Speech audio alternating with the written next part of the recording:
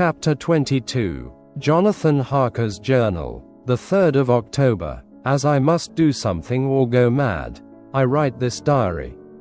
It is now 6 o'clock, and we are to meet in the study in half an hour and take something to eat. For Dr. Van Helsing and Dr. Seward are agreed that if we do not eat, we cannot work our best. Our best will be, God knows, required today. I must keep writing at every chance, for I dare not stop to think. All, big and little, must go down. Perhaps at the end the little things may teach us most. The teaching, big or little, could not have landed Mina or me anywhere worse than we are today. However, we must trust and hope. Poor Mina told me just now, with the tears running down her dear cheeks, that it is in trouble and trial that our faith is tested, that we must keep on trusting, and that God will aid us up to the end. The end. Oh my God, what end? To work, to work. When Dr. Van Helsing and Dr. Seward had come back from seeing poor Renfield, we went gravely into what was to be done. First, Dr. Seward told us that when he and Dr. Van Helsing had gone down to the room below, they had found Renfield lying on the floor, all in a heap. His face was all bruised and crushed in, and the bones of the neck were broken. Dr. Seward asked the attendant who was on duty in the passage if he had heard anything. He said that he had been sitting down. He confessed to half dozing when he heard loud voices in the room, and then Renfield had called out loudly several times, "God! God! God!" After that there was a sound of falling, and when he entered the room he found him lying on the floor, face down, just as the doctors had seen him. Van Helsing asked if he had heard voices, or a voice, and he said he could not say. That at first it had seemed to him as if there were two, but as there was no one in the room it could have been only one. He could swear to it, if required, that the word God was spoken by the patient. Dr. Seward said to us, when we were alone, that he did not wish to go into the matter. The question of an inquest had to be considered, and it would never do to put forward the truth, as no one would believe it. As it was, he thought that on the attendant's evidence he could give a certificate of death by misadventure in falling from bed. In case the coroner should demand it, there would be a formal inquest, necessarily to the same result. When the question began to be discussed as to what should be our next step, the very first thing we decided was that Mina should be in full confidence, that nothing of any sort, no matter how painful, should be kept from her. She herself agreed as to its wisdom, and it was pitiful to see her so brave and yet so sorrowful, and in such a depth of despair.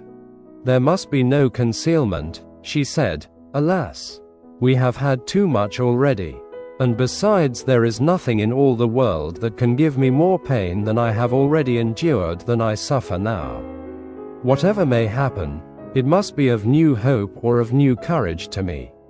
Van Helsing was looking at her fixedly as she spoke, and said, suddenly but quietly, "But dear Madam Mina, are you not afraid? Not for yourself, but for others, from yourself, after what has happened?"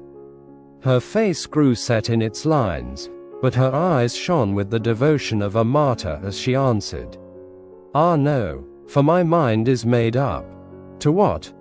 he asked gently, whilst we were all very still, for each in our own way we had a sort of vague idea of what she meant. Her answer came with direct simplicity, as though she was simply stating a fact.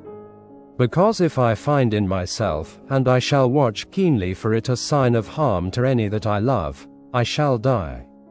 "You would not kill yourself?" he asked, hoarsely.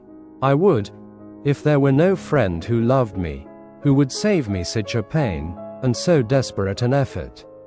She looked at him meaningly as she spoke.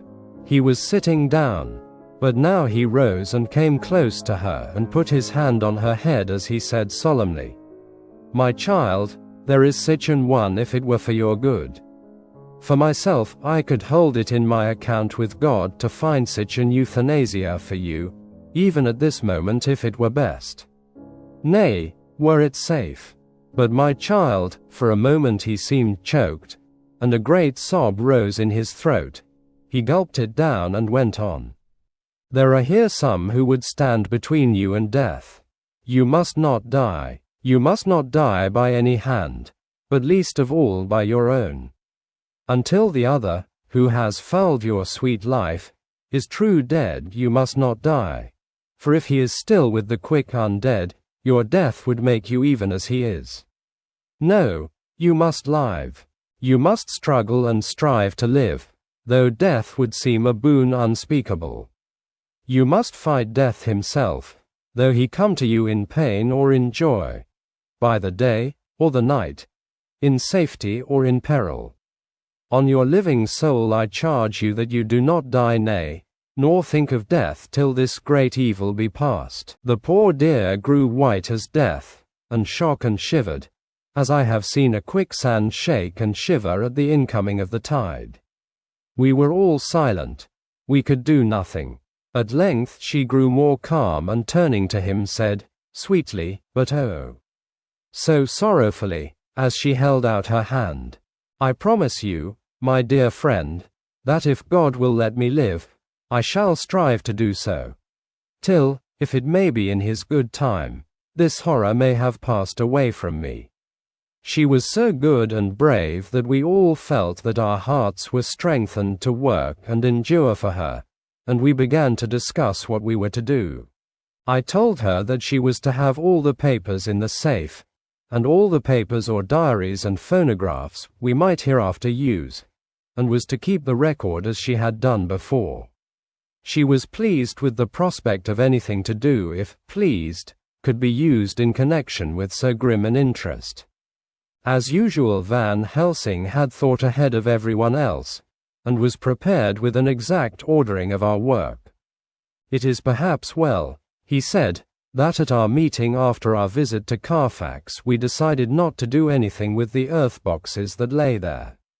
Had we done so, the Count must have guessed our purpose, and would doubtless have taken measures in advance to frustrate such an effort with regard to the others, but now he does not know our intentions. Nay, more, in all probability, he does not know that such a power exists to us as can sterilize his lairs, so that he cannot use them as of old. We are now so much further advanced in our knowledge as to their disposition that, when we have examined the house in Piccadilly, we may track the very last of them. Today, then, is ours, and in it rests our hope. The sun that rose on our sorrow this morning guards us in its course. Until it sets tonight, that monster must retain whatever form he now has. He is confined within the limitations of his earthly envelope. He cannot melt into thin air nor disappear through cracks or chinks or crannies. If he go through a doorway, he must open the door like a mortal. And so we have this day to hunt out all his lairs and sterilize them.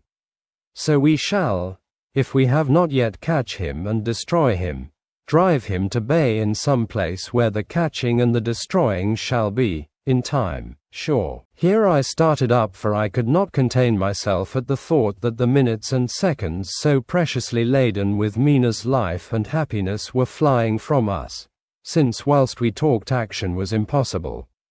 But Van Helsing held up his hand warningly. Nay, friend Jonathan, he said, in this, the quickest way home is the longest way, so your proverbs say. We shall all act and act with desperate quick, when the time has come. But think, in all probable the key of the situation is in that house in Piccadilly. The Count may have many houses which he has bought. Of them he will have deeds of purchase, keys and other things. He will have paper that he write on. He will have his book of checks. There are many belongings that he must have somewhere. Why not in this place so central, so quiet, where he come and go by the front or the back at all hour, when in the very vast of the traffic there is none to notice? We shall go there and search that house, and when we learn what it holds, then we do what our friend Arthur call, in his phrases of hunt, stop the earths, and so we run down our old fox so. Is it not? Then let us come at once, I cried. We are wasting the precious, precious time. The professor did not move, but simply said, "And how are we to get into that house in Piccadilly? Anyway," I cried, "we shall break in if need be. And your police? Where will they be, and what will they say?" I was staggered, but I knew that if he wished to delay he had a good reason for it. "Sir," I said, as quietly as I could, "don't wait more than need be. You know, I am sure, what torture I am in." "Ah, my child, that I do. And indeed there is no wish of me to add to your anguish. But just think, what can we do, until all the world be at movement? Then will come our time. I have thought and thought, and it seems to me that the simplest way is the best of all. Now we wish to get into the house, but we have no key. Is it not so?" I nodded. "Now suppose that you were, in truth, the owner of that house, and could not still get in, and think there was to you no conscience of the housebreaker, what would you do?" "I should get a respectable locksmith, and set him to work to pick the lock for me." "And your police, they would interfere, would they not?" "Oh, no, not if they knew the man was properly employed." Then, he looked at me as keenly as he spoke. "All that is in doubt is the conscience of the employer, and the belief of your policemen as to whether or no that employer has a good conscience or a bad one. Your police must indeed be zealous men and clever, oh, so clever, in reading the heart, that they trouble themselves in such matter. No, no, my friend Jonathan, you go take the lock off 100 empty house in this your London, or of any city in the world, and if you do it as such things are rightly done, and at the time such things are rightly done, no one will interfere. I have read of a gentleman who owned a so fine house in London, and when he went for months of summer to Switzerland and lock up his house, some burglar came and broke window at back and got in. Then he went and made open the shutters in front and walk out and in through the door, before the very eyes of the police. Then he have an auction in that house, and advertise it, and put up big notice, and when the day come he sell off by a great auctioneer all the goods of that other man who own them. Then he go to a builder, and he sell him that house, making an agreement that he pull it down and take all away within a certain time. And your police and other authority help him all they can, and when that owner come back from his holiday in Switzerland, he find only an empty hole where his house had been. This was all done en regal, and in our work we shall be en regal too. We shall not go so early that the policemen who have then little to think of, shall deem it strange, but we shall go after 10 o'clock, when there are many about, and such things would be done were we indeed owners of the house." I could not but see how right he was, and the terrible despair of Mina's face became relaxed a thought. There was hope in such good counsel. Van Helsing went on, "When once within that house we may find more clues. At any rate some of us can remain there whilst the rest find the other places where there be more earth boxes at Bermondsey and Mile End." Lord Godalming stood up. "I can be of some use here," he said. "I shall wire to my people to have horses and carriages where they will be most convenient." "Look here, old fellow," said Morris, "it is a capital idea to have all ready in case we want to go horsebacking. But don't you think that one of your snappy carriages with its heraldic adornments in a byway of Walworth or Mile End would attract too much attention for our purposes? It seems to me that we ought to take cabs when we go south or east, and even leave them somewhere near the neighborhood we are going to." "Friend Quincy is right," said the professor. "His head is what you call in plane with the horizon.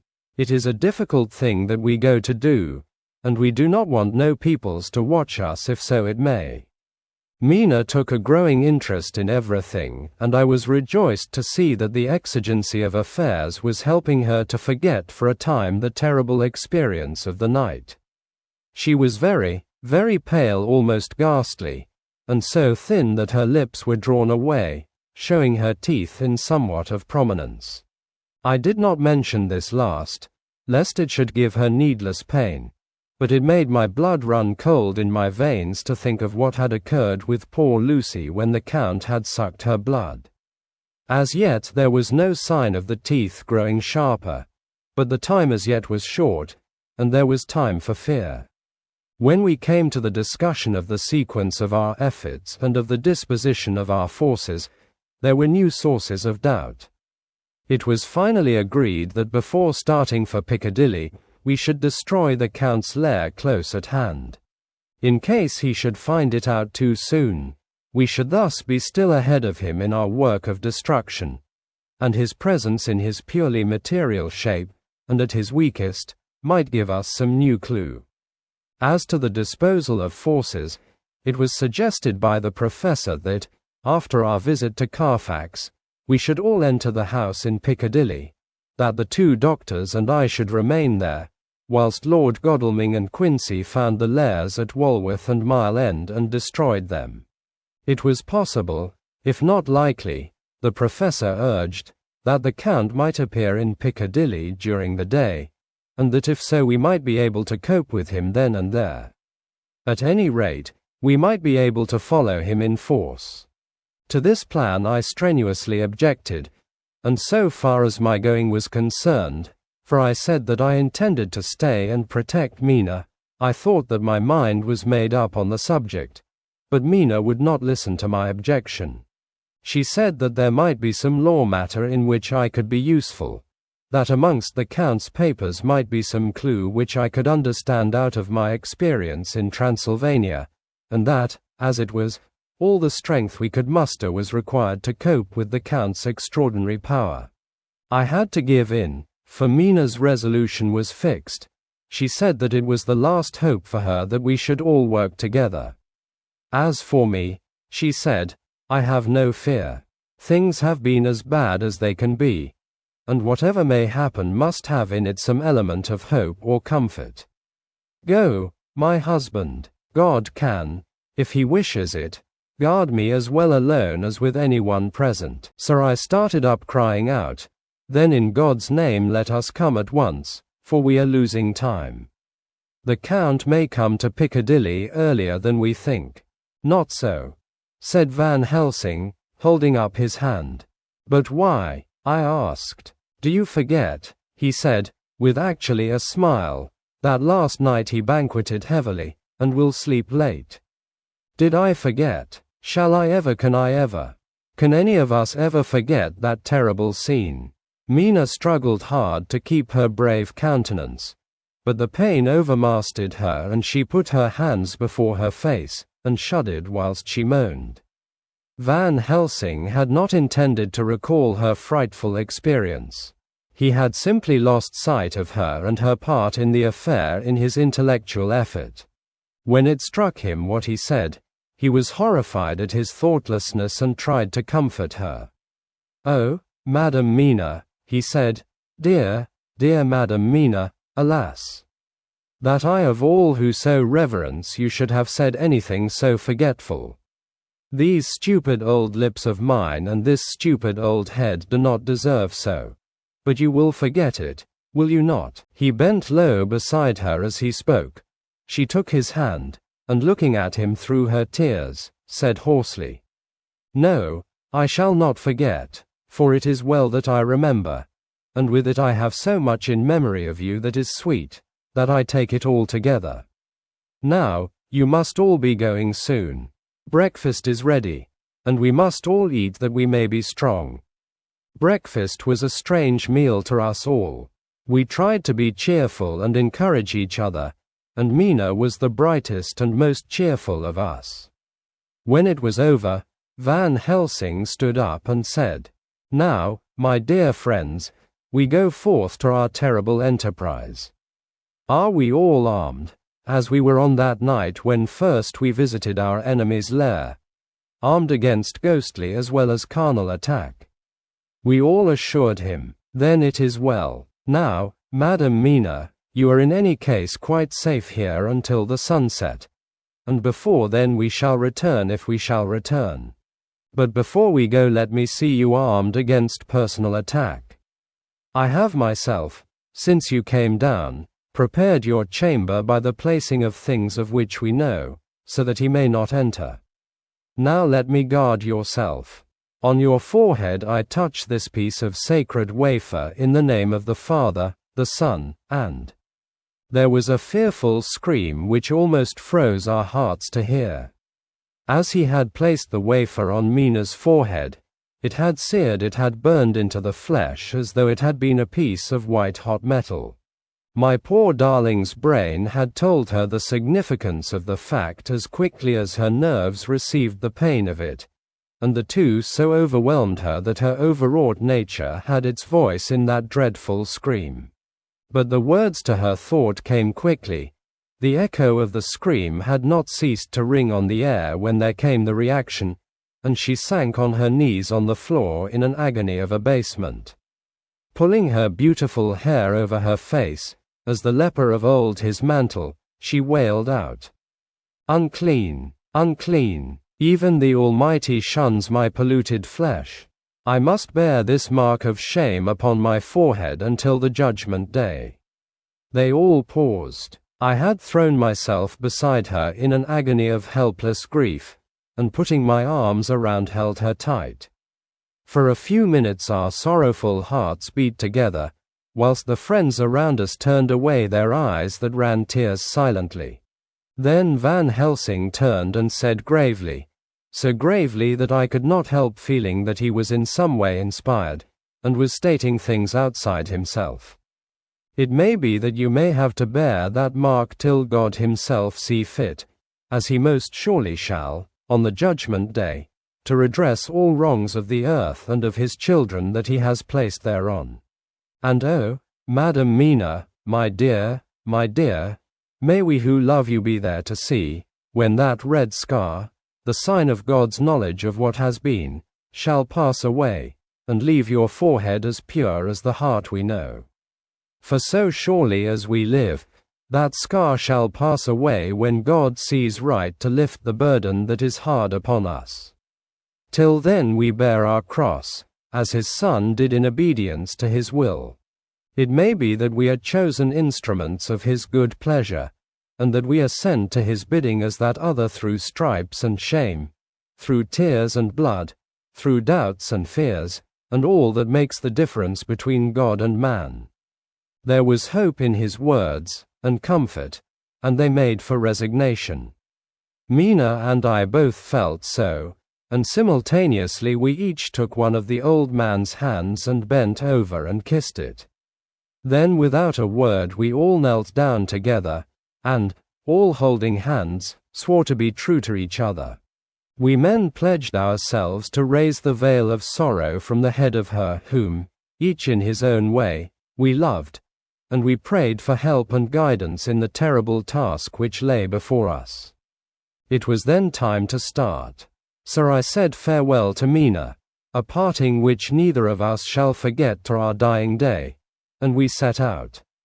To one thing I have made up my mind: if we find out that Mina must be a vampire in the end, then she shall not go into that unknown and terrible land alone. I suppose it is thus that in old times one vampire meant many, just as their hideous bodies could only rest in sacred earth, so the holiest love was the recruiting sergeant for their ghastly ranks. We entered Carfax without trouble and found all things the same as on the first occasion. It was hard to believe that amongst so prosaic surroundings of neglect and dust and decay, there was any ground for such fear as already we knew. Had not our minds been made up, and had there not been terrible memories to spur us on, we could hardly have proceeded with our task. We found no papers, or any sign of use in the house, and in the old chapel the great boxes looked just as we had seen him last. Dr. Van Helsing said to us solemnly as we stood before them, "And now, My friends, we have a duty here to do. We must sterilize this earth, so sacred of holy memories, that he has brought from a far distant land for such fell use. He has chosen this earth because it has been holy. Thus we defeat him with his own weapon, for we make it more holy still. It was sanctified to such use of man. Now we sanctify it to God. As he spoke, he took from his bag a screwdriver and a wrench, and very soon the top of one of the cases was thrown open. The earth smelled musty and close, but we did not somehow seem to mind, for our attention was concentrated on the professor. Taking from his box a piece of the sacred wafer, he laid it reverently on the earth, and then shutting down the lid began to screw it home, we aiding him as he worked. One by one we treated in the same way each of the great boxes, and left them as we had found them to all appearance, but in each was a portion of the host. When we closed the door behind us, the professor said solemnly, "So much is already done. If it may be that with all the others we can be so successful, then the sunset of this evening may shine on Madam Mina's forehead all white as ivory and with no stain." As we passed across the lawn on our way to the station to catch our train, we could see the front of the asylum. I looked eagerly, and in the window of my own room saw Mina. I waved my hand to her, and nodded to tell that our work there was successfully accomplished. She nodded in reply to show that she understood. The last I saw, she was waving her hand in farewell. It was with a heavy heart that we sought the station and just caught the train, which was steaming in as we reached the platform. I have written this in the train. Piccadilly, 12:30 o'clock. Just before we reached Fenchurch Street, Lord Godalming said to me, "Quincy and I will find a locksmith. You had better not come with us in case there should be any difficulty, for under the circumstances it wouldn't seem so bad for us to break into an empty house. But you are a solicitor and the Incorporated Law Society might tell you that you should have known better." I demurred as to my not sharing any danger even of odium, but he went on, "Besides, it will attract less attention if there are not too many of us. My title will make it all right with the locksmith, and with any policeman that may come along. You had better go with Jack and the professor and stay in the Green Park, somewhere in sight of the house, and when you see the door opened and the smith has gone away, do you all come across. We shall be on the lookout for you, and shall let you in." "The advice is good," said Van Helsing, so we said no more. Godalming and Morris hurried off in a cab, we following in another. At the corner of Arlington Street, our contingent got out and strolled into the Green Park. My heart beat as I saw the house on which so much of our hope was centered, looming up grim and silent in its deserted condition amongst its more lively and spruce-looking neighbors. We sat down on a bench within good view, and began to smoke cigars so as to attract as little attention as possible. The minutes seemed to pass with leaden feet as we waited for the coming of the others. At length we saw a four-wheeler drive up. Out of it, in leisurely fashion, got Lord Godalming and Morris, and down from the box descended a thick-set working man with his rush-woven basket of tools. Morris paid the cabman, who touched his hat and drove away. Together the two ascended the steps, and Lord Godalming pointed out what he wanted done. The workman took off his coat leisurely and hung it on one of the spikes of the rail, saying something to a policeman who just then sauntered along. The policeman nodded acquiescence, and the man kneeling down placed his bag beside him. After searching through it, he took out a selection of tools which he produced to lay beside him in orderly fashion. Then he stood up, looked into the keyhole, blew into it, and turning to his employers, made some remark. Lord Godalming smiled, and the man lifted a good-sized bunch of keys. Selecting one of them, he began to probe the lock, as if feeling his way with it. After fumbling about for a bit, he tried a second, and then a third. All at once the door opened under a slight push from him, and he and the two others entered the hall. We sat still. My own cigar burned furiously, but Van Helsing's went cold altogether. We waited patiently as we saw the workman come out and bring in his bag. Then he held the door partly open, steadying it with his knees, whilst he fitted a key to the lock. This he finally handed to Lord Godalming, who took out his purse and gave him something. The man touched his hat, took his bag, put on his coat and departed. Not a soul took the slightest notice of the whole transaction. When the man had fairly gone, we three crossed the street and knocked at the door. It was immediately opened by Quincy Morris, beside whom stood Lord Godalming lighting a cigar. "The place smells so vilely," said the latter as we came in. It did indeed smell vilely like the old chapel at Carfax, and with our previous experience it was plain to us that the Count had been using the place pretty freely. We moved to explore the house, all keeping together in case of attack, for we knew we had a strong and wily enemy to deal with, and as yet we did not know whether the Count might not be in the house. In the dining room, which lay at the back of the hall, we found 8 boxes of earth. 8 boxes only out of the 9, which we sought. Our work was not over, and would never be until we should have found the missing box. First we opened the shutters of the window which looked out across a narrow stone-flagged yard at the blank face of a stable, pointed to look like the front of a miniature house. There were no windows in it, so we were not afraid of being overlooked. We did not lose any time in examining the chests.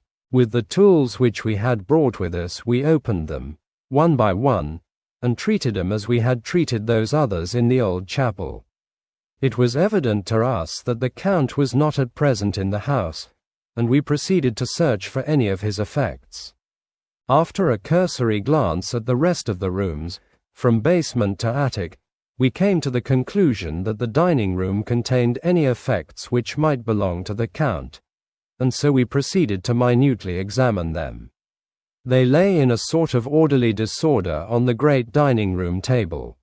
There were title deeds of the Piccadilly house in a great bundle, deeds of the purchase of the houses at Mile End and Bermondsey, note paper, envelopes, and pens and ink. All were covered up in thin wrapping paper to keep them from the dust. There were also a clothes brush, a brush and comb, and a jug and basin, the latter containing dirty water which was reddened as if with blood. Last of all was a little heap of keys of all sorts and sizes, probably those belonging to the other houses. When we had examined this last find, Lord Godalming and Quincy Morris, taking accurate notes of the various addresses of the houses in the east and the south, took with them the keys in a great bunch, and set out to destroy the boxes in these places. The rest of us are, with what patience we can, waiting their return or the coming of the Count. Chapter 23. Dr. Seward's Diary. The 3rd of October. The time seemed terribly long whilst we were waiting for the coming of Godalming and Quincy Morris. The professor tried to keep our minds active by using them all the time. I could see his beneficent purpose by the side glances which he threw from time to time at Harker. The poor fellow is overwhelmed in a misery that is appalling to see. Last night he was a frank, happy-looking man, with strong, youthful face, full of energy, and with dark brown hair. Today he is a drawn, haggard old man, whose white hair matches well with the hollow burning eyes and grief-written lines of his face. His energy is still intact. In fact, he is like a living flame. This may yet be his salvation, for, if all go well, it will tide him over the despairing period. He will then, in a kind of way, wake again to the realities of life. Poor fellow, I thought my own trouble was bad enough, but his. The professor knows this well enough, and is doing his best to keep his mind active. What he has been saying was, under the circumstances, of absorbing interest. So well as I can remember, here it is. I have studied, over and over again since they came into my hands, all the papers relating to this monster, and the more I have studied, the greater seems the necessity to utterly stamp him out. All through there are signs of his advance, not only of his power, but of his knowledge of it. As I learned from the researches of my friend Armanus of Buda Peseth, he was in life a most wonderful man. Soldier, statesman, and alchemist, which latter was the highest development of the science knowledge of his time. He had a mighty brain, a learning beyond compare, and a heart that knew no fear and no remorse. He dared even to attend the scholarmans, and there was no branch of knowledge of his time that he did not essay. Well, in him the brain powers survived the physical death, though it would seem that memory was not all complete. In some faculties of mind he has been, and is, only a child, but he is growing, and some things that were childish at the first are now of man's stature. He is experimenting, and doing it well. And if it had not been that we have crossed his path, he would be yet, he may be yet, if we fail, the father or furtherer of a new order of beings, whose road must lead through death, not life. Harker groaned and said, "And this is all arrayed against my darling. But how is he experimenting? The knowledge may help us to defeat him. He has all along, since his coming, been trying his power, slowly but surely. That big child brain of his is working. Well, for us, it is, as yet, a child brain, for had he dared, at the first, to attempt certain things, he would long ago have been beyond our power. However, he means to succeed, and a man who has centuries before him can afford to wait and to go slow. Festina lente may well be his motto." "I fail to understand," said Harker wearily. "Oh, do be more plain to me. Perhaps grief and trouble are dulling my brain." The professor laid his hand tenderly on his shoulder as he spoke. "Ah, my child, I will be plain. Do you not see how, of late, this monster has been creeping into knowledge experimentally? How he has been making use of the zoophagus patient to effect his entry into friend John's home? For your vampire, though in all afterwards he can come when and how he will, must at the first make entry only when asked thereto by an inmate. But these are not his most important experiments. Do we not see how at the first all these so great boxes were moved by others? He knew not then, but that must be so. But all the time that so great child brain of his was growing, and he began to consider whether he might not himself move the box. So he began to help, and then, when he found that this be all right, he tried to move them all alone. And so he progress, and he scatter these graves of him, and none but he know where they are hidden. He may have intend to bury them deep in the ground, so that he only use them in the night, or at such time as he can change his form. They do him equal well, and none may know these are his hiding place. But, my child, do not despair. This knowledge come to him just too late. Already all of his lairs but one be sterilizers for him, and before the sunset this shall be so. Then he have no place where he can move and hide. I delayed this morning that so we might be sure. Is there not more at stake for us than for him? Then why we not be even more careful than him? By my clock it is 1 hour, and already, if all be well, friend Arthur and Quincy are on their way to us. Today is our day, and we must go sure, if slow, and lose no chance. See, there are 5 of us when those absent ones return." Whilst he was speaking we were startled by a knock at the hall door, the double postman's knock of the telegraph boy. We all moved out to the hall with one impulse, and Van Helsing, holding up his hand to us to keep silence, stepped to the door and opened it. The boy handed in a dispatch. The professor closed the door again, and, after looking at the direction, opened it and read aloud. Look out for D. He has just now, 12:45, come from Carfax hurriedly and hastened towards the south. He seems to be going the round and may want to see you, Mina. There was a pause, broken by Jonathan Harker's voice. Now, God be thanked, we shall soon meet. Van Helsing turned to him quickly and said, God will act in his own way and time. Do not fear, and do not rejoice as yet, for what we wish for at the moment may be our undoings.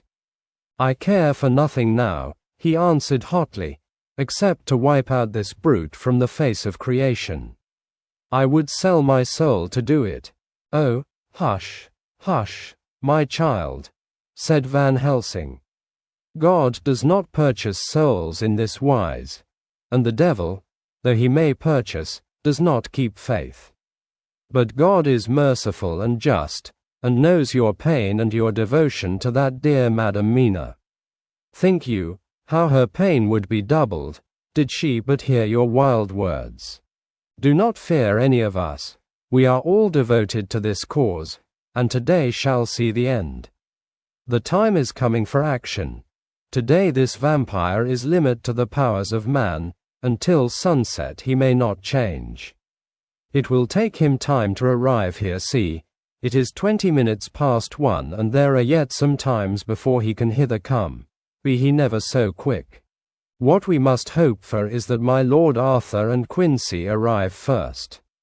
About half an hour after we had received Mrs. Harker's telegram, there came a quiet, resolute knock at the hall door.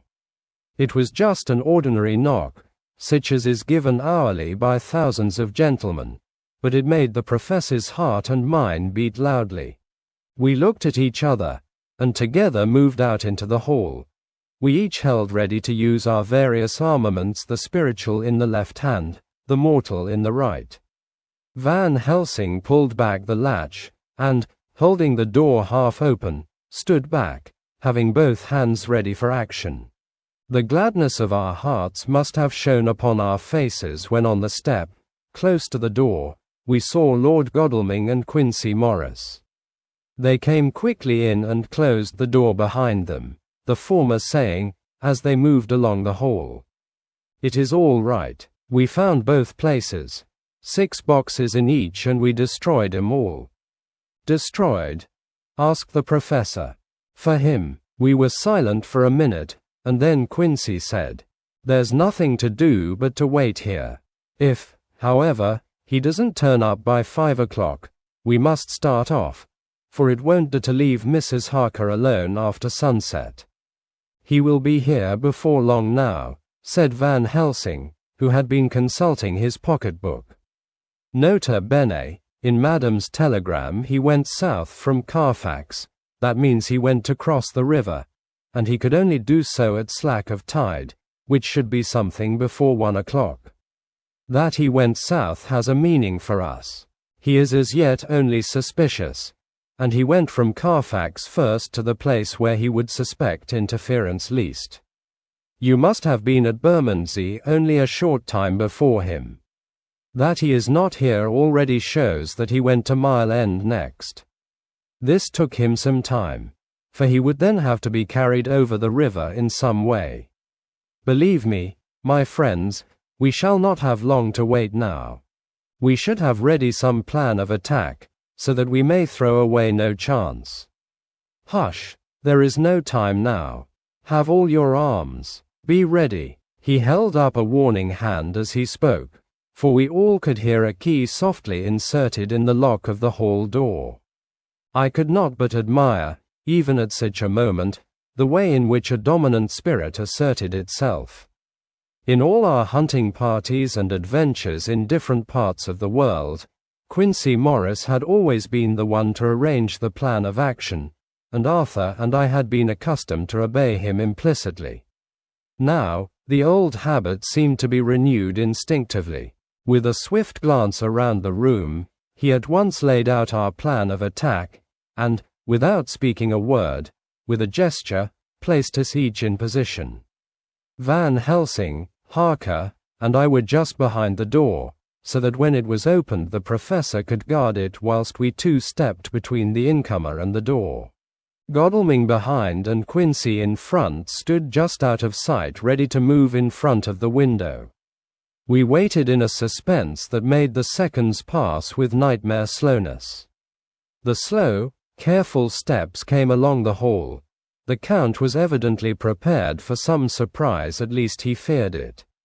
Suddenly, with a single bound, he leaped into the room, winning a way past us before any of us could raise a hand to stay him. There was something so panther-like in the movement, something so unhuman, that it seemed to sober us all from the shock of his coming. The first to act was Harker, who, with a quick movement, threw himself before the door leading into the room in the front of the house.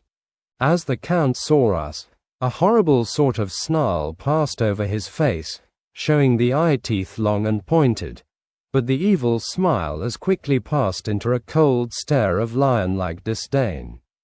His expression again changed as, with a single impulse, we all advanced upon him. It was a pity that we had not some better organized plan of attack, for even at the moment I wondered what we were to do. I did not myself know whether our lethal weapons would avail us anything. Harker evidently meant to try the matter, for he had ready his great kukri knife and made a fierce and sudden cut at him. The blow was a powerful one. Only the diabolical quickness of the Count's leap back saved him. A second less and the trenchant blade had shorn through his heart. As it was, the point just cut the cloth of his coat, making a wide gap whence a bundle of banknotes and a stream of gold fell out. The expression of the Count's face was so hellish, that for a moment I feared for Harker, though I saw him throw the terrible knife aloft again for another stroke.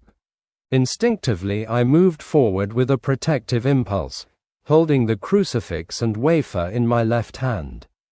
I felt a mighty power fly along my arm, and it was without surprise that I saw the monster cower back before a similar movement made spontaneously by each one of us. It would be impossible to describe the expression of hate and baffled malignity, of anger and hellish rage which came over the Count's face. His waxen hue became greenish-yellow by the contrast of his burning eyes, and the red scar on the forehead showed on the pallid skin like a palpitating wound.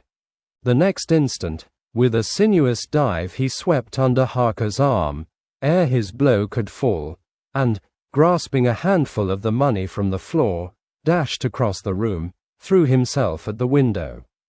Amid the crash and glitter of the falling glass, he tumbled into the flagged area below. Through the sound of the shivering glass I could hear the ting of the gold, as some of the sovereigns fell on the flagging. We ran over and saw him spring unhurt from the ground. He, rushing up the steps, crossed the flagged yard, and pushed open the stable door. There he turned and spoke to us. "You think to baffle me, you with your pale faces all in a row, like sheep in a butcher's. You shall be sorry yet, each one of you. You think you have left me without a place to rest, but I have more. My revenge is just begun. I spread it over centuries, and time is on my side. Your girls that you all love are mine already, and through them you and others shall yet be mine, my creatures, to do my bidding and to be my jackals when I want to feed." Bah! With a contemptuous sneer, he passed quickly through the door, and we heard the rusty bolt creak as he fastened it behind him. A door beyond opened and shut. The first of us to speak was the professor, as, realizing the difficulty of following him through the stable, we moved toward the hall. "We have learned something much. Notwithstanding his brave words, he fears us. He fear time, he fear want. For if not, why he hurry so? His very tone betray him, or my ears deceive. Why take that money? You follow quick. You are hunters of wild beast, and understand it so. For me, I make sure that nothing here may be of use to him, if so that he return." As he spoke he put the money remaining into his pocket, took the title deeds in the bundle as Harker had left them, and swept the remaining things into the open fireplace, where he set fire to them with a match. Godalming and Morris had rushed out into the yard, and Harker had lowered himself from the window to follow the Count. He had, however, bolted the stable door, and by the time they had forced it open there was no sign of him. Van Helsing and I tried to make inquiry at the back of the house, but the mews was deserted and no one had seen him depart. It was now late in the afternoon, and sunset was not far off. We had to recognize that our game was up. With heavy hearts we agreed with the professor when he said, "Let us go back to Madame Mina, poor dear Madame Mina. All we can do just now is done, and we can there, at least, protect her. But we need not despair. There is but one more earth box, and we must try to find it. When that is done all may yet be well." I could see that he spoke as bravely as he could to comfort Harker. The poor fellow was quite broken down. Now and again he gave a low groan which he could not suppress. He was thinking of his wife. With sad hearts we came back to my house, where we found Mrs. Harker waiting us, with an appearance of cheerfulness which did honor to her bravery and unselfishness. When she saw our faces, her own became as pale as death. For a second or two her eyes were closed as if she were in secret prayer, and then she said cheerfully, "I can never thank you all enough. Oh, my poor darling." As she spoke, she took her husband's grey head in her hands and kissed it. "Lay your poor head here and rest it. All will yet be well, dear. God will protect us if he so will it in his good intent." The poor fellow groaned. There was no place for words in his sublime misery. We had a sort of perfunctory supper together, and I think it cheered us all up somewhat.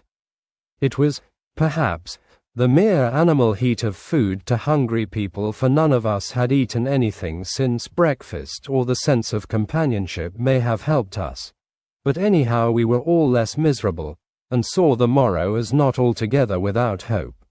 True to our promise, we told Mrs. Harker everything which had passed, and although she grew snowy white at times when danger had seemed to threaten her husband, and red at others when his devotion to her was manifested, she listened bravely and with calmness. When we came to the part where Harker had rushed at the Count so recklessly, she clung to her husband's arm, and held it tight as though her clinging could protect him from any harm that might come. She said nothing, however, till the narration was all done, and matters had been brought right up to the present time. Then, without letting go her husband's hand, she stood up amongst us and spoke. Oh, that I could give any idea of the scene, of that sweet, good woman in all the radiant beauty of her youth and animation, with the red scar on her forehead, of which she was conscious, and which we saw with grinding of our teeth, remembering whence and how it came. Her loving kindness against our grim hate, her tender faith against all our fears and doubting, and we, knowing that so far as symbols went, she with all her goodness and purity and faith, was outcast from God. "Jonathan," she said, and the word sounded like music on her lips, it was so full of love and tenderness, "Jonathan dear, and you all my true friends, I want you to bear something in mind through all this dreadful time. I know that you must fight, that you must destroy, even as you destroyed the false Lucy, so that the true Lucy might live hereafter, but it is not a work of hate. That poor soul who has wrought all this misery is the saddest case of all. Just think what will be his joy when he, too, is destroyed in his worser part, that his better part may have spiritual immortality. You must be pitiful to him, too, though it may not hold your hands from his destruction." As she spoke I could see her husband's face darken and draw together, as though the passion in him were shriveling his being to its core. Instinctively the clasp on his wife's hand grew closer, till his knuckles looked white. She did not flinch from the pain which I knew she must have suffered, but looked at him with eyes that were more appealing than ever. As she stopped speaking, he leaped to his feet, almost tearing his hand from hers as he spoke. May God give him into my hand just for long enough to destroy that earthly life of him which we are aiming at. If beyond it I could send his soul forever and ever to burning hell, I would do it. Oh, hush, in the name of the good God. Don't say such things, Jonathan, my husband, or you will crush me with fear and horror. Just think, my dear, I have been thinking all this long day of it that, perhaps, some day, I, too, may need such pity, and that some other like you and with equal cause for anger may deny it to me. Oh, my husband, indeed I would have spared you such a thought had there been another way, but I pray that God may not have treasured your wild words, except as the heart-broken wail of a very loving and sorely stricken man. Oh, God, let these poor white hairs go in evidence of what he has suffered, who all his life has done no wrong, and on whom so many sorrows have come. We men were all in tears now.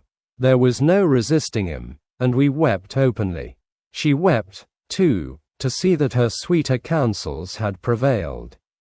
Her husband flung himself on his knees beside her, and putting his arms round her, hid his face in the folds of her dress. Van Helsing beckoned to us, and we stole out of the room, leaving the two loving hearts alone with the god.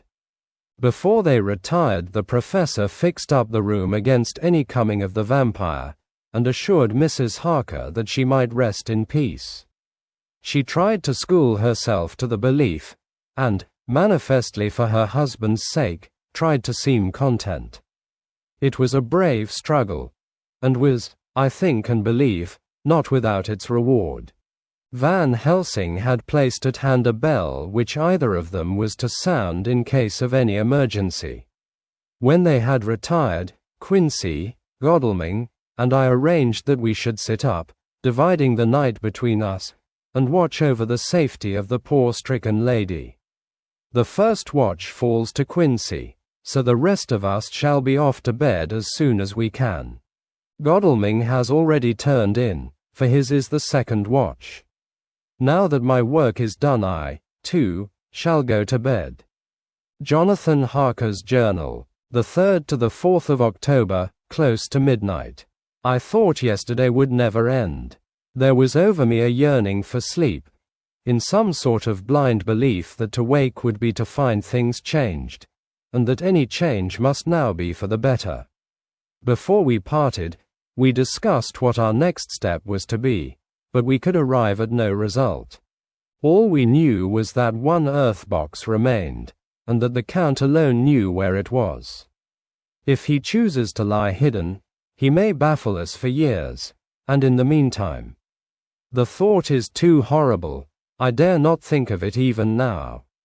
This I know, that if ever there was a woman who was all perfection, that one is my poor wronged darling.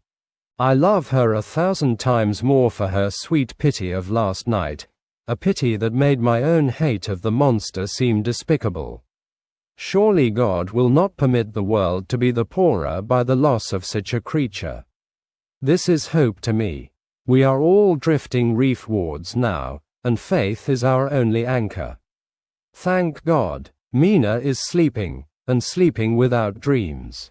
I fear what her dreams might be like, with such terrible memories to ground them in. She has not been so calm, within my seeing, since the sunset. Then, for a while, there came over her face a repose which was like spring after the blasts of March. I thought at the time that it was the softness of the red sunset on her face, but somehow now I think it has a deeper meaning. I am not sleepy myself, though I am weary to death. However, I must try to sleep, for there is tomorrow to think of, and there is no rest for me until later. I must have fallen asleep, for I was awaked by Mina, who was sitting up in bed, with a startled look on her face. I could see easily, for we did not leave the room in darkness. She had placed a warning hand over my mouth, and now she whispered in my ear. "Hush, there is someone in the corridor." I got up softly, and crossing the room, gently opened the door. Just outside, stretched on a mattress, lay Mr. Morris, wide awake. He raised a warning hand for silence as he whispered to me, "Hush, go back to bed. It is all right. One of us will be here all night. We don't mean to take any chances." His look and gesture forbade discussion, so I came back and told Mina. She sighed, and positively a shadow of a smile stole over her poor, pale face as she put her arms round me and said softly, "Oh, thank God for good brave men." With a sigh she sank back again to sleep. I write this now as I am not sleepy, though I must try again. The 4th of October, morning. Once again during the night I was wakened by Mina. This time we had all had a good sleep, for the grey of the coming dawn was making the windows into sharp oblongs, and the gas flame was like a speck rather than a disk of light. She said to me hurriedly, "Go, call the professor. I want to see him at once." "Why?" I asked. "I have an idea. I suppose it must have come in the night, and matured without my knowing it. He must hypnotize me before the dawn, and then I shall be able to speak. Go quick, dearest. The time is getting close." I went to the door. Dr. Seward was resting on the mattress, and, seeing me, he sprang to his feet. "Is anything wrong?" he asked, in alarm. "No," I replied, "but Mina wants to see Dr. Van Helsing at once." "I will go," he said, and hurried into the professor's room. In 2 or 3 minutes later Van Helsing was in the room in his dressing gown, and Mr. Morris and Lord Godalming were with Dr. Seward at the door asking questions. When the professor saw Mina smile, a positive smile ousted the anxiety of his face. He rubbed his hands as he said, "Oh, my dear Madam Mina, this is indeed a change. See, friend Jonathan, we have got our dear Madam Mina, as of old, back to us today." Then turning to her, he said, cheerfully, "And what am I do for you? For at this hour you do not want me for nothings. I want you to hypnotize me," she said.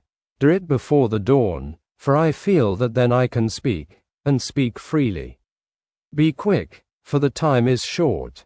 Without a word he motioned her to sit up in bed.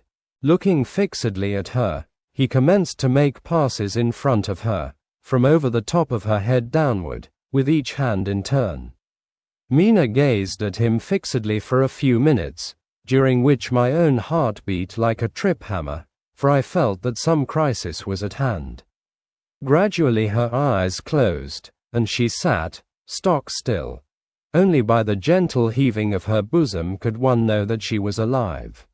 The professor made a few more passes and then stopped, and I could see that his forehead was covered with great beads of perspiration. Mina opened her eyes, but she did not seem the same woman. There was a faraway look in her eyes, and her voice had a sad dreaminess which was new to me. Raising his hand to impose silence, the professor motioned to me to bring the others in. They came on tiptoe, closing the door behind them, and stood at the foot of the bed, looking on. Mina appeared not to see them. The stillness was broken by Van Helsing's voice speaking in a low-level tone which would not break the current of her thoughts. "Where are you?" The answer came in a neutral way. "I do not know. Sleep has no place it can call its own." For several minutes there was silence. Mina sat rigid, and the professor stood staring at her fixedly. The rest of us hardly dared to breathe. The room was growing lighter. Without taking his eyes from Mina's face, Dr. Van Helsing motioned me to pull up the blind. I did so, and the day seemed just upon us. A red streak shot up, and a rosy light seemed to diffuse itself through the room. On the instant the professor spoke again. "Where are you now?" The answer came dreamily, but with intention. It were as though she were interpreting something. I have heard her use the same tone when reading her shorthand notes. "I do not know. It is all strange to me." "What do you see?" "I can see nothing. It is all dark." "What do you hear?" I could detect the strain in the professor's patient voice. "The lapping of water. It is gurgling by, and little waves leap. I can hear them on the outside." "Then you are on a ship." We all looked at each other, trying to glean something each from the other. We were afraid to think. The answer came quick. "Oh, yes. What else do you hear?" "The sound of men stamping overhead as they run about. There is the creaking of a chain, and the loud tinkle as the check of the capstan falls into the richet." "What are you doing?" "I am still, oh, so still. It is like death." The voice faded away into a deep breath, as of one sleeping, and the open eyes closed again. By this time the sun had risen, and we were all in the full light of day. Dr. Van Helsing placed his hands on Mina's shoulders, and laid her head down softly on her pillow.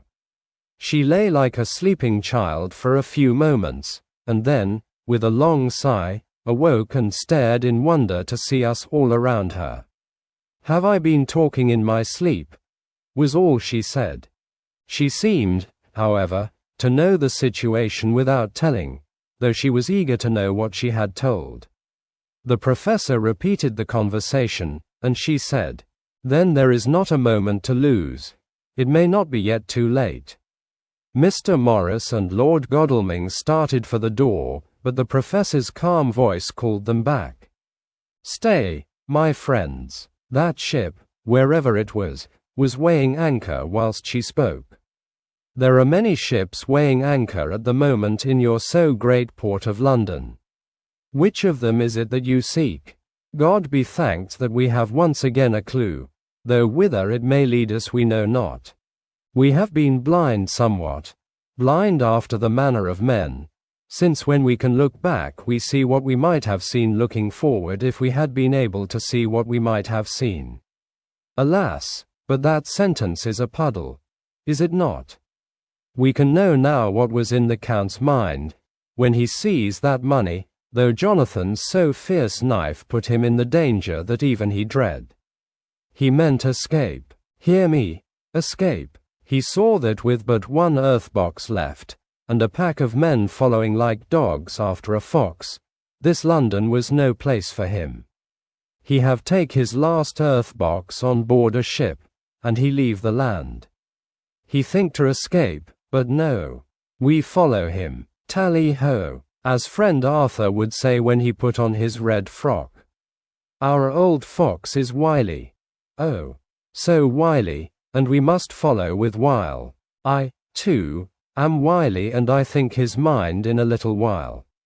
In meantime we may rest and in peace, for there are waters between us which he do not want to pass, and which he could not if he would unless the ship were to touch the land, and then only at full or slack tide. See, and the sun is just rose, and all day to sunset is to us. Let us take bath, and dress, and have breakfast which we all need, and which we can eat comfortably since he be not in the same land with us." Mina looked at him appealingly as she asked, "But why need we seek him further, when he is gone away from us?" He took her hand and patted it as he replied, "Ask me nothings as yet. When we have breakfast, then I answer all questions." He would say no more, and we separated to dress. After breakfast Mina repeated her question.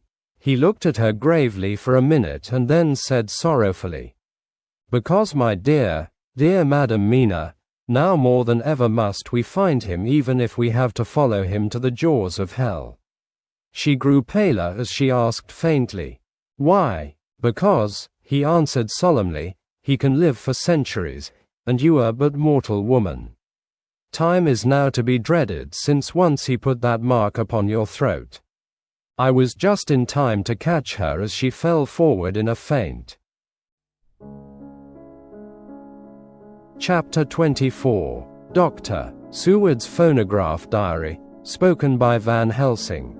This to Jonathan Harker. You are to stay with your dear Madam Mina. We shall go to make our search, if I can call it so. For it is not search but knowing, and we seek confirmation only. But do you stay and take care of her today. This is your best and most holiest office. This day nothing can find him here. Let me tell you that, so you will know what we foreknow already, for I have tell them. He, our enemy, have gone away. He have gone back to his castle in Transylvania. I know it so well, as if a great hand of fire wrote it on the wall. He have prepare for this in some way, and that last earth box was ready to ship somewheres. For this he took the money, for this he hurry at the last, lest we catch him before the sun go down. It was his last hope, save that he might hide in the tomb that he think poor Miss Lucy, being as he thought like him, keep open to him. But there was not of time. When that fail he make straight for his last resource, his last earthwork, I might say did I wish double entente. He is clever, oh, so clever. He know that his game here was finished, and so he decide he go back home. He find ship going by the route he came, and he go in it. We go off now to find what ship, and whither bound. When we have discovered that, we come back and tell you all. Then we will comfort you and poor dear Madam Mina with new hope. For it will be hope when you think it over, that all is not lost. This very creature that we pursue, he take hundreds of years to get so far as London, and yet in one day, when we know of the disposal of him, we drive him out. He is finite, though he is powerful to do much harm and suffers not as we do. But we are strong, each in our purpose, and we are all more strong together. Take heart afresh, dear husband of Madam Mina. This battle is but begun, and in the end we shall win, so sure as that God sits on high to watch over his children. Therefore be of much comfort till we return. Van Helsing. Jonathan Harker's Journal. The 4th of October. When I read to Mina Van Helsing's message in the phonograph, the poor girl brightened up considerably. Already the certainty that the Count is out of the country has given her comfort, and comfort is strength to her. For my own part, now that his horrible danger is not face to face with us, it seems almost impossible to believe in it.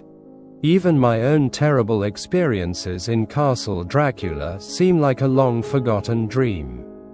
Here in the crisp autumn air, in the bright sunlight, alas, how can I disbelieve? In the midst of my thought my eye fell on the red scar on my poor darling's white forehead.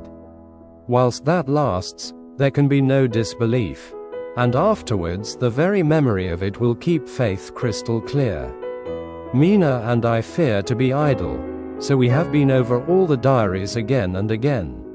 Somehow, although the reality seems greater each time, the pain and the fear seem less. There is something of a guiding purpose manifest throughout, which is comforting. Mina says that perhaps we are the instruments of ultimate good. It may be. I shall try to think as she does. We have never spoken to each other yet of the future. It is better to wait till we see the professor and the others after their investigations. The day is running by more quickly than I ever thought a day could run for me again.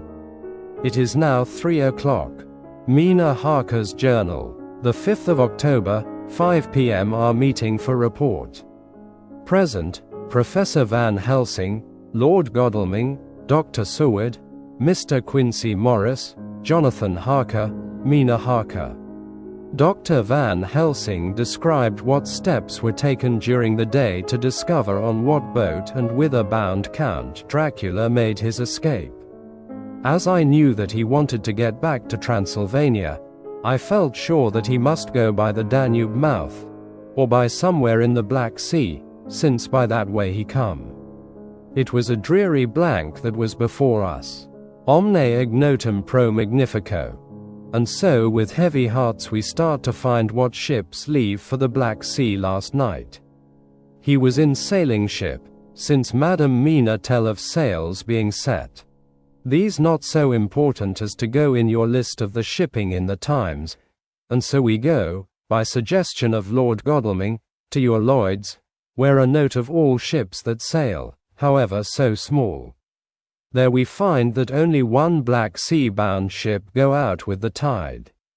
She is the Tsarina Catherine, and she sail from Doolittle's wharf for Varna, and thence on to other parts and up the Danube.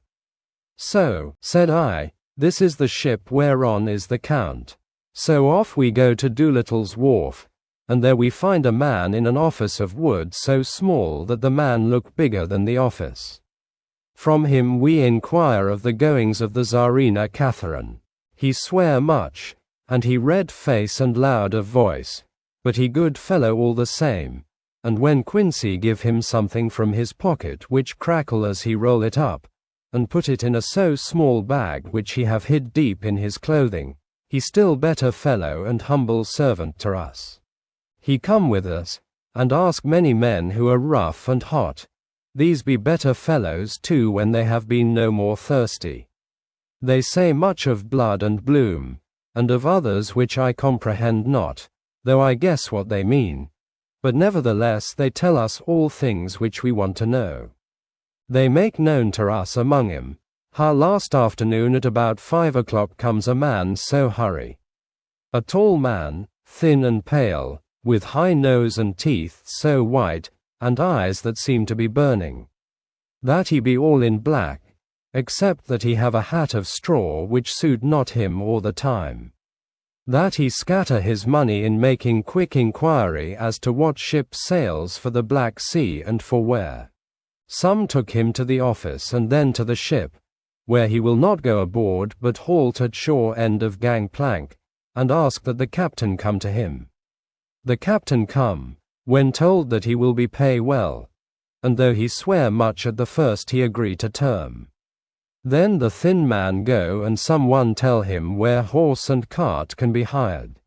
He go there and soon he come again, himself driving cart on which a great box. This he himself lift down, though it take several to put it on truck for the ship. He give much talk to captain as to how and where his box is to be placed. But the captain like it not and swear at him in many tongues, and tell him that if he like he can come and see where it shall be. But he say, no, that he come not yet, for that he have much to do. Whereupon the captain tell him that he had better be quick with blood for that his ship will leave the place of blood before the turn of the tide with blood. Then the thin man smile and say that of course he must go when he think fit, but he will be surprised if he go quite so soon. The captain swear again, polyglot, and the thin man make him bow, and thank him, and say that he will so far intrude on his kindness as to come aboard before the sailing. Final the captain, more red than ever, and in more tongues tell him that he doesn't want no Frenchman with bloom upon them and also with blood in his ship with blood on her also. And sir, after asking where there might be close at hand a ship where he might purchase ship forms, he departed. No one knew where he went, or Bloomin well cared, as they said, for they had something else to think of well with blood again, for it soon became apparent to all that the Tsarina Catherine would not sail as was expected. A thin mist began to creep up from the river, and it grew, and grew, till soon a dense fog enveloped the ship and all around her. The captain swore polyglot very polyglot with bloom and blood, but he could do nothing. The water rose and rose, and he began to fear that he would lose the tide altogether. He was in no friendly mood, when just at full tide, the thin man came up the gangplank again and asked to see where his box had been stowed. Then the captain replied that he wished that he and his box old and with much bloom and blood were in hell. But the thin man did not be offend, and went down with the mate and saw where it was placed, and came up and stood a while on deck in fog. He must have come off by himself, for none notice him. Indeed they thought not of him, for soon the fog began to melt away, and all was clear again. My friends of the thirst and the language that was of bloom and blood laughed, as they told how the captain's swears exceeded even his usual polyglot, and was more than ever full of picturesque, when on questioning other mariners who were on movement up and down on the river that hour, he found that few of them had seen any of fog at all, except where it lay round the wharf. However, the ship went out on the ebb tide, and was doubtless by morning far down the river mouth. She was by then, when they told us, well out to sea. And sir, my dear Madam Mina, it is that we have to rest for a time, for our enemy is on the sea, with the fog at his command, on his way to the Danube mouth. To sail a ship takes time, go she never so quick, and when we start we go on land more quick, and we meet him there. Our best hope is to come on him when in the box between sunrise and sunset, for then he can make no struggle, and we may deal with him as we should. There are days for us, in which we can make ready our plan. We know all about where he go, for we have seen the owner of the ship, who have shown us invoices and all papers that can be. The box we seek is to be landed in Varna, and to be given to an agent, one Ristix, who will there present his credentials, and sir our merchant friend will have done his part. When he asks if there be any wrong, for that so, he can telegraph and have inquiry made at Varna, we say, no, for what is to be done is not for police or of the customs. It must be done by us alone and in our own way. When Dr. Van Helsing had done speaking, I asked him if he was certain that the Count had remained on board the ship. He replied, "We have the best proof of that, your own evidence, when in the hypnotic trance this morning." I asked him again if it were really necessary that they should pursue the Count, for I dread Jonathan leaving me, and I know that he would surely go if the others went. He answered in growing passion, at first quietly. As he went on, however, he grew more angry and more forceful, till in the end we could not but see wherein was at least some of that personal dominance which made him so long a master amongst men. Yes, it is necessary, for your sake in the first, and then for the sake of humanity. This monster has done much harm already, in the narrow scope where he find himself, and in the short time when as yet he was only as a body groping his so small measure in darkness and not knowing. All this have I told these others. You, my dear Madam Mina, will learn it in the phonograph of my friend John, or in that of your husband. I have told them how the measure of leaving his own barren land barren of peoples and coming to a new land where life of man teems till they are like the multitude of standing corn, was the work of centuries. Were another of the undead, like him, to try to do what he has done, perhaps not all the centuries of the world that have been, or that will be, could aid him. With this one, all the forces of nature that are occult and deep and strong must have worked together in some wondrous way. The very place, where he have been alive, undead for all these centuries, is full of strangeness of the geologic and chemical world. There are deep caverns and fissures that reach none know whither. There have been volcanoes, some of whose openings still send out waters of strange properties, and gases that kill or make to vivify. Doubtless, there is something magnetic or electric in some of these combinations of occult forces which work for physical life in strange way, and in himself were from the first some great qualities. In a hard and warlike time he was celebrate that he have more iron nerve, more subtle brain, more braver heart, than any man. In him some vital principle have in strange way found their utmost, and as his body keeps strong and grow and thrive, so his brain grow too. All this without that diabolic aid which is surely to him, for it have to yield to the powers that come from, and are, symbolic of good. And now this is what he is to us. He have infect you. Oh, forgive me, my dear, that I must say sich, but it is for good of you that I speak. He infect you in such wise, that even if he do no more, you have only to live in your own old, sweet way, and so in time, death, which is of man's common lot and with God's sanction, shall make you like to him. This must not be, we have sworn together that it must not. Thus are we ministers of God's own wish, that the world, and men for whom his Son die, will not be given over to monsters, whose very existence would defame him. He have allowed us to redeem one soul already, and we go out as the old knights of the cross to redeem more. Like them we shall travel towards the sunrise, and like them, if we fall in good cause. He paused, and I said, but will not the Count take his rebuff wisely? Since he has been driven from England, will he not avoid it, as a tiger does the village from which he has been hunted? Aha, he said, your simile of the tiger good, for me, and I shall adopt him. Your man-eater, as they of India call the tiger who has once tasted blood of the human, care no more for the other prey, but prowl unceasing till he get him. This that we hunt from our village is a tiger, too, a man-eater, and he never ceased to prowl. Nay, in himself he is not one to retire and stay afar. In his life, his living life, he go over the Turkey frontier and attack his enemy on his own ground. He be beaten back, but did he stay? No, he come again, and again, and again. Look at his persistence and endurance. With the child brain that was to him he have long since conceived the idea of coming to a great city. What does he do? He find out the place of all the world most of promise for him.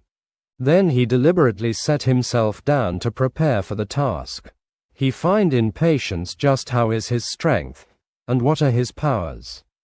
He study new tongues. He learn new social life, new environment of old ways, the politic, the law, the finance, the science, the habit of a new land and a new people who have come to be since he was. His glimpse that he have had, whet his appetite only and enkeen his desire.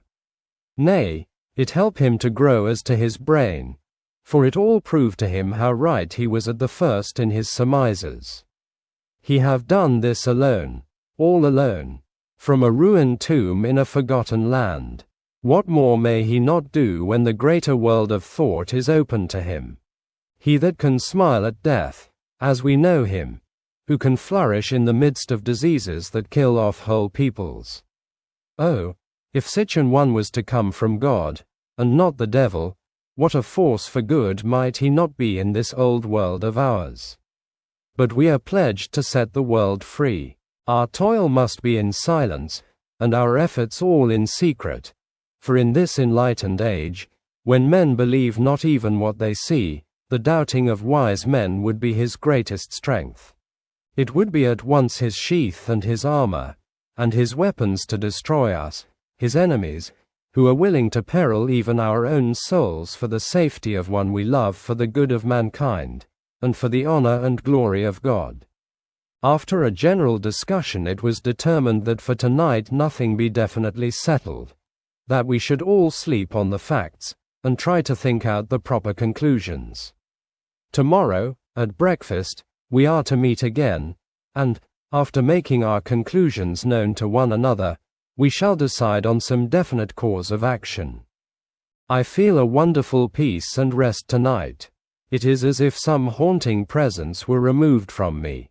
Perhaps my surmise was not finished, could not be, for I caught sight in the mirror of the red mark upon my forehead, and I knew that I was still unclean.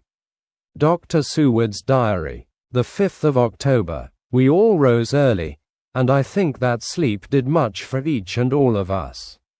When we met at early breakfast, there was more general cheerfulness than any of us had ever expected to experience again. It is really wonderful how much resilience there is in human nature. Let any obstructing cause, no matter what, be removed in any way, even by death, and we fly back to first principles of hope and enjoyment. More than once as we sat around the table, my eyes opened in wonder whether the whole of the past days had not been a dream. It was only when I caught sight of the red blotch on Mrs. Harker's forehead that I was brought back to reality.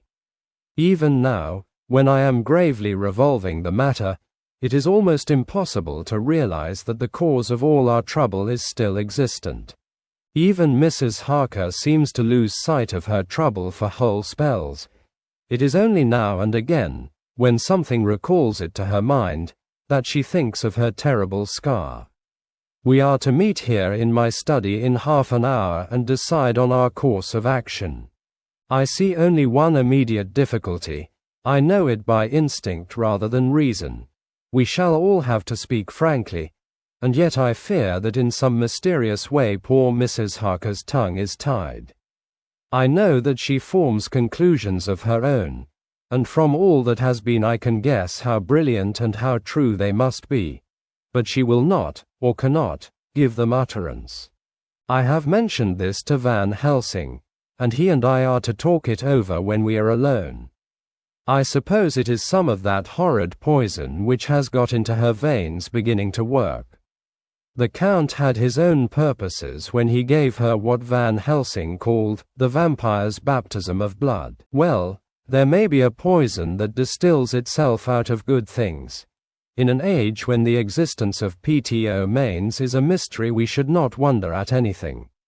One thing I know, that if my instinct be true regarding poor Mrs. Harker's silences, then there is a terrible difficulty and unknown danger in the work before us.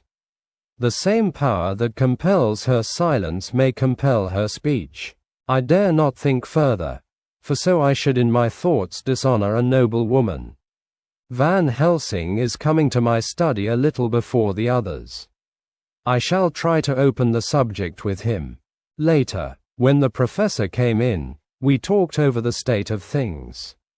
I could see that he had something on his mind which he wanted to say, but felt some hesitancy about broaching the subject. After beating about the bush a little, he said suddenly, "Friend John, there is something that you and I must talk of alone, just at the first at any rate. Later, we may have to take the others into our confidence." Then he stopped, so I waited. He went on.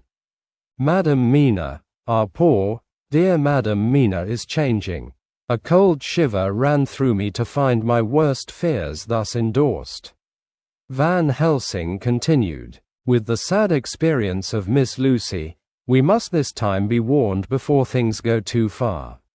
Our task is now in reality more difficult than ever, and this new trouble makes every hour of the direst importance. I can see the characteristics of the vampire coming in her face. It is now but very, very slight, but it is to be seen if we have eyes to notice without to prejudge. Her teeth are some sharper, and at times her eyes are more hard.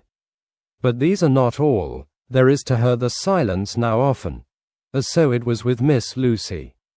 She did not speak, even when she wrote that which she wished to be known later. Now my fear is this. If it be that she can, by our hypnotic trance, tell what the Count see and hear, is it not more true that he who have hypnotize her first, and who have drink of her very blood and make her drink of his, should, if he will, compel her mind to disclose to him that which she know?" I nodded acquiescence. He went on. "Then, what we must do is to prevent this. We must keep her ignorant of our intent, and so she cannot tell what she know not. This is a painful task. Oh, so painful that it heart break me to think of, but it must be. When today we meet, I must tell her that for reason which we will not to speak she must not more be of our counsel, but be simply guarded by us." He wiped his forehead, which had broken out in profuse perspiration at the thought of the pain which he might have to inflict upon the poor soul already so tortured. I knew that it would be some sort of comfort to him if I told him that I also had come to the same conclusion, for at any rate it would take away the pain of doubt. I told him, and the effect was as I expected. It is now close to the time of our general gathering. Van Helsing has gone away to prepare for the meeting, and his painful part of it. I really believe his purpose is to be able to pray alone. Later, at the very outset of our meeting, a great personal relief was experienced by both Van Helsing and myself. Mrs. Harker had sent a message by her husband to say that she would not join us at present, as she thought it better that we should be free to discuss our movements without her presence to embarrass us. The professor and I looked at each other for an instant, and somehow we both seemed relieved. For my own part, I thought that if Mrs. Harker realized the danger herself, it was much pain as well as much danger averted. Under the circumstances we agreed, by a questioning look and answer, with finger on lip, to preserve silence in our suspicions, until we should have been able to confer alone again. We went at once into our plan of campaign. Van Helsing roughly put the facts before us first. The Tsarina Catherine left the Thames yesterday morning. It will take her at the quickest speed she has ever made at least 3 weeks to reach Varna, but we can travel overland to the same place in 3 days. Now, if we allow for 2 days less for the ship's voyage, owing to such weather influences as we know that the Count can bring to bear, and if we allow a whole day and night for any delays which may occur to us, then we have a margin of nearly 2 weeks. Thus, in order to be quite safe, we must leave here on 17th at latest. Then we shall at any rate be in Varna a day before the ship arrives, and able to make such preparations as may be necessary. Of course we shall all go armed against evil things, spiritual as well as physical. Here Quincey Morris added, I understand that the Count comes from a wolf country, and it may be that he shall get there before us. I propose that we add Winchesters to our armament. I have a kind of belief in a Winchester when there is any trouble of that sort around. Do you remember, Art, when we had the pack after us at Tobol's? What wouldn't we have given then for a repeater apiece? Good, said Van Helsing, Winchesters it shall be. Quincey's head is level at all times, but most so when there is to hunt. Metaphor be more dishonor to science than wolves be of danger to man. In the meantime we can do nothing here, and as I think that Varna is not familiar to any of us, why not go there more soon? It is as long to wait here as there. Tonight and tomorrow we can get ready, and then, if all be well, we 4 can set out on our journey. We 4? Said Harker interrogatively, looking from one to another of us. Of course, answered the professor quickly, you must remain to take care of your so sweet wife. Harker was silent for a while and then said in a hollow voice, let us talk of that part of it in the morning. I want to consult with Mina. I thought that now was the time for Van Helsing to warn him not to disclose our plans to her, but he took no notice. I looked at him significantly and coughed. For answer he put his finger on his lips and turned away. Jonathan Harker's Journal, the 5th of October, afternoon. For some time after our meeting this morning I could not think. The new phases of things leave my mind in a state of wonder which allows no room for active thought. Mina's determination not to take any part in the discussion set me thinking, and as I could not argue the matter with her, I could only guess. I am as far as ever from a solution now. The way the others received it, too, puzzled me. The last time we talked of the subject we agreed that there was to be no more concealment of anything amongst us. Mina is sleeping now, calmly and sweetly like a little child. Her lips are curved and her face beams with happiness. Thank God, there are such moments still for her. Later, how strange it all is. I sat watching Mina's happy sleep, and came as near to being happy myself as I suppose I shall ever be. As the evening drew on, and the earth took its shadows from the sun sinking lower, the silence of the room grew more and more solemn to me.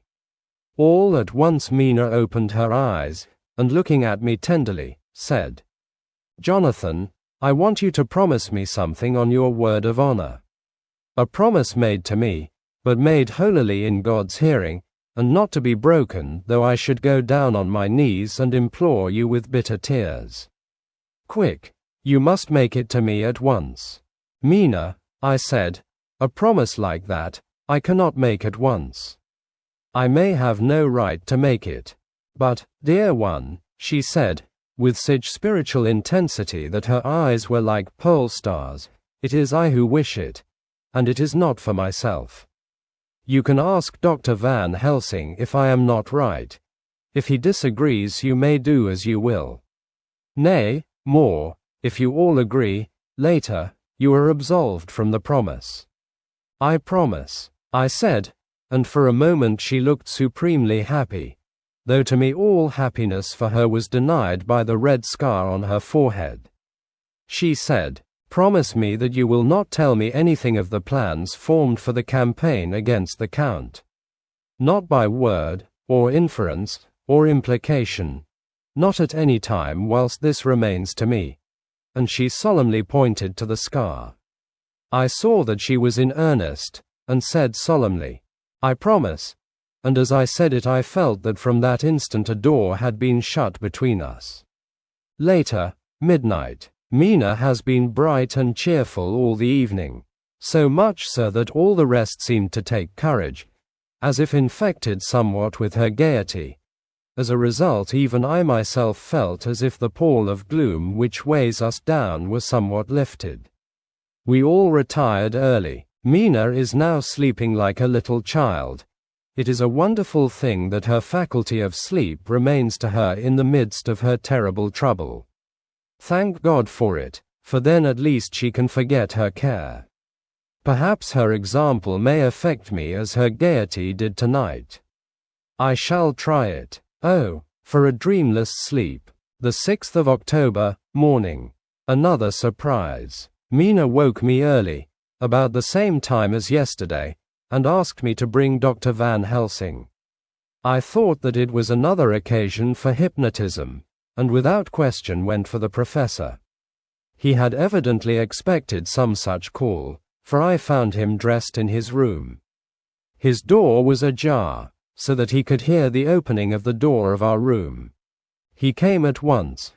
As he passed into the room, he asked Mina if the others might come, too. "No," she said quite simply, "it will not be necessary. You can tell them just as well. I must go with you on your journey." Dr. Van Helsing was as startled as I was. After a moment's pause he asked, "But why? You must take me with you. I am safer with you, and you shall be safer, too." "But why, dear Madam Mina? You know that your safety is our solemnest duty. We go into danger, to which you are, or may be, more liable than any of us from circumstances things that have been." He paused, embarrassed. As she replied, she raised her finger and pointed to her forehead. "I know. That is why I must go. I can tell you now, whilst the sun is coming up, I may not be able again.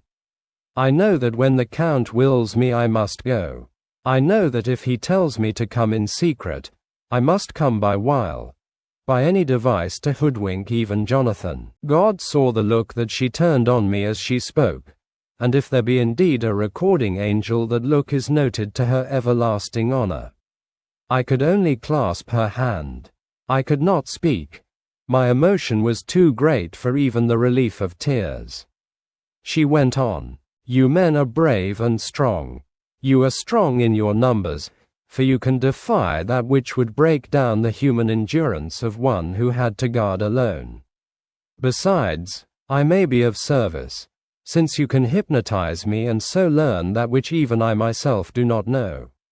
Dr. Van Helsing said very gravely, "Madam Mina, you are, as always, most wise. You shall with us come. and together we shall do that which we go forth to achieve." When he had spoken, Mina's long spell of silence made me look at her. She had fallen back on her pillow asleep. She did not even wake when I had pulled up the blind and let in the sunlight which flooded the room. Van Helsing motioned to me to come with him quietly. We went to his room, and within a minute Lord Godalming, Dr. Seward, and Mr. Morris were with us also. He told them what Mina had said, and went on. "In the morning we shall leave for Varna. We have now to deal with a new factor, Madam Mina. Oh, but her soul is true. It is to her an agony to tell us so much as she has done. But it is most right, and we are warned in time. There must be no chance lost, and in Varna we must be ready to act the instant when that ship arrives." "What shall we do exactly?" asked Mr. Morris laconically. The professor paused before replying. "We shall at the first board that ship. Then, when we have identified the box, we shall place a branch of the wild rose on it. This we shall fasten, for when it is there none can emerge, so at least says the superstition. And to superstition must we trust at the first. It was man's faith in the early, and it have its root in faith still. Then, when we get the opportunity that we seek, when none are near to see, we shall open the box, and all will be well." "I shall not wait for any opportunity," said Morris. "When I see the box I shall open it and destroy the monster, though there were 1,000 men looking on, and if I am to be wiped out for it the next moment." I grasped his hand instinctively and found it as firm as a piece of steel. I think he understood my look. I hope he did. "Good boy," said Dr. Van Helsing. "Brave boy. Quincy is all man. God bless him for it. My child, believe me, none of us shall lag behind or pause from any fear. I do but say what we may do, what we must do. But, indeed, we cannot say what we shall do. There are so many things which may happen, and their ways and their ends are so various that until the moment we may not say. We shall all be armed, in all ways, and when the time for the end has come, our effort shall not be lack. Now let us today put all our affairs in order. Let all things which touch on others dear to us, and who on us depend, be complete, for none of us can tell what, or when, or how, the end may be. As for me, my own affairs are regulate, and as I have nothing else to do, I shall go make arrangements for the travel. I shall have all tickets and so forth for our journey." There was nothing further to be said, and we parted. I shall now settle up all my affairs of earth, and be ready for whatever may come. Later, it is all done. My will is made, and all complete. Mina, if she survive, is my sole heir. If it should not be so, then the others who have been so good to us shall have remainder. It is now drawing towards the sunset. Mina's uneasiness calls my attention to it. I am sure that there is something on her mind which the time of exact sunset will reveal. These occasions are becoming harrowing times for us all, for each sunrise and sunset opens up some new danger, some new pain, which, however, may in God's will be means to a good end. I write all these things in the diary since my darling must not hear them now. But if it may be that she can see them again, they shall be ready. She is calling to me.